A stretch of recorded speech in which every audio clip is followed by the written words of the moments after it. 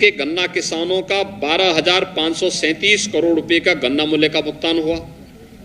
और अगर पिछले 5 वर्षों के हम डाटा पर ध्यान दें तो इसमें 1,76,638 करोड़ रुपए का अब तक गन्ना मूल्य का भुगतान गन्ना किसानों को किया जा चुका है। पीएम किसान सम्मान निधि के माध्यम से प्रदेश के अंदर 2,55,000 किसानों को अब तक 2 करोड़ 55 लाख किसानों को 2 करोड़ 55 लाख किसानों को 47,265 करोड़ रुपए हस्तांतरित किए गए। और यही नहीं, 8 लाख कृषकों को 4,635 करोड़ का फसली ऋण भी वितरण करने का कार्य हुआ है। मित्रों, ग्रामोदय से राष्ट्रोदय की परिकल्पना कैसे साकार हो सकती है, यह भी अगर देखना हो तो आदरणीय प्रधानमंत्री जी के उस विजन में, जिसमें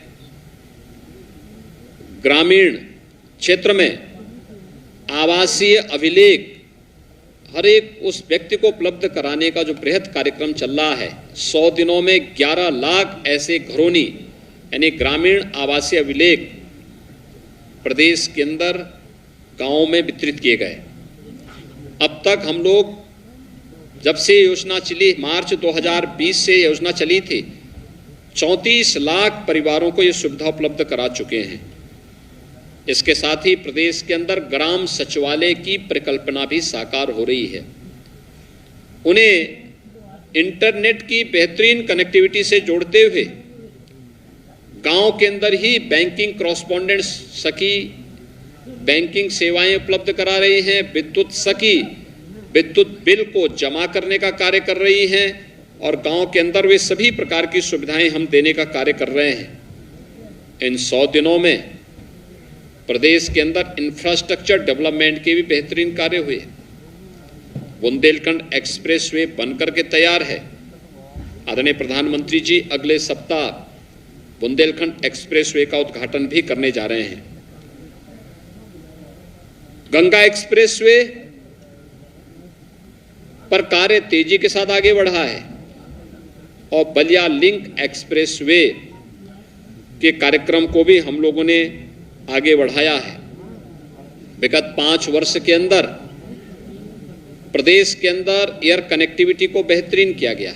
आदरणीय प्रधानमंत्री जी की उस परिकल्पना को, जो उन्होंने कहा था कि हवाई चप्पल पहनने वाला भी हवाई जहाज की यात्रा कर सकता है, वह उत्तर प्रदेश ने साकार किया है।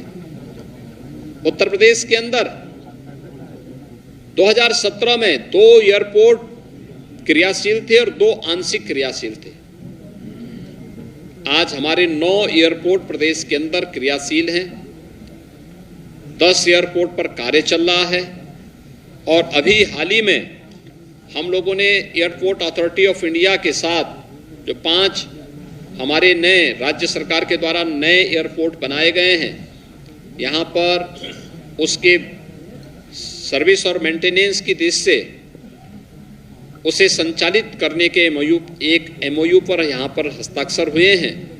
और अगले कुछ महीनों के अंदर आजमगढ़, अलीगढ़, श्रावस्ती, चित्रकूट और म्योरपुर सोनभद्र के इन 5 एयरपोर्ट को भी राज्य सरकार संचालित करने जा रही है, जिसमें एयरपोर्ट अथॉरिटी ऑफ इंडिया के साथ हम कार्यक्रम आगे बढ़ा रहे हैं।